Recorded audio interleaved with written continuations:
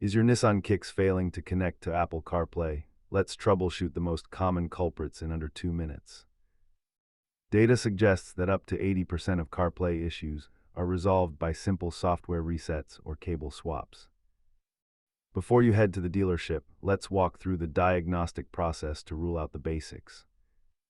Start by swapping your cable for an original Apple cord and clearing the existing pairing from both your phone and the Nissan head unit.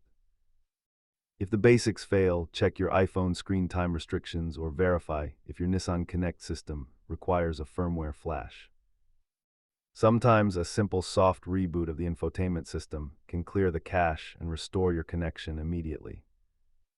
Most solutions are DIY friendly, but if you suspect internal wiring damage, it is time to leverage your warranty at the dealership. Repair costs scale significantly once you move from simple accessories to professional diagnostic labor at the shop. For deeper issues, verify the USB port is receiving power and check your cabin fuse box for any blown connections.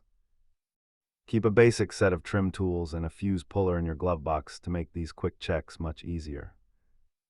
Remember, intermittent drops are almost always linked to a frayed cable or a loose port connection.